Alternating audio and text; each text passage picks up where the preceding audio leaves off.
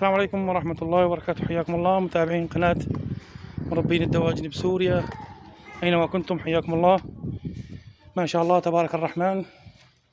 اليوم أول نهار ناخذ مجنة 2500 طير.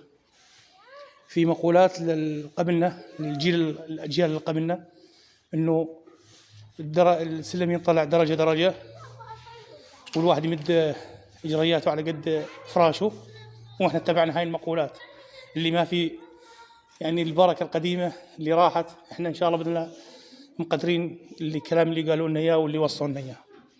احنا اليوم اخذنا مجنة 2500 بعد ما كنا اشتغلنا بال 150 طير، 500 طير، 1000 طير، 1300، 1500 لحد ما وصلنا 2500.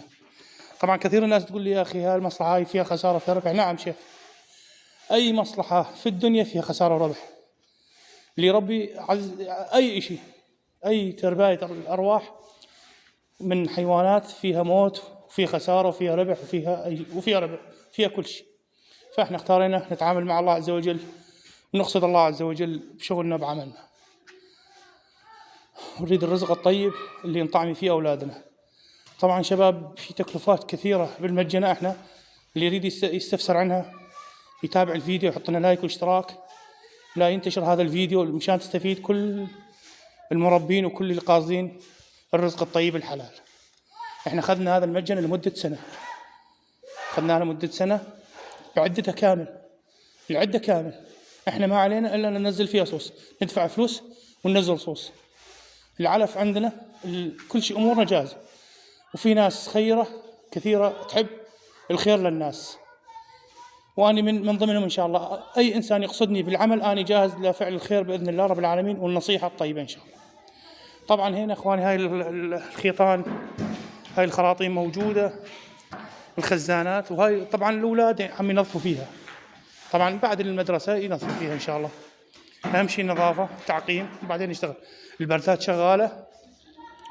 المجنة هاي 2500 طير راح تكون إن شاء الله 27 شهر، 20 شهر، 27 شهر، لا 28 شهر الصوص نازل، وراح نفيدكم الفيديوهات كلها. كل اشي بيتخصص تربية الدواجن راح ننزله على هاي القناة، ونصير نبث لكم المجنتين أعمار مختلفة ونصائح مختلفة إن شاء الله.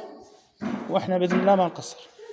نتمنى منكم دعمنا بهاي القناة، لأنه والله المشاهدات قليلة، عم توصل مشاهدات 2000 و 1500 مشاهدة، و10 حاطي لي إعجاب للفيديو.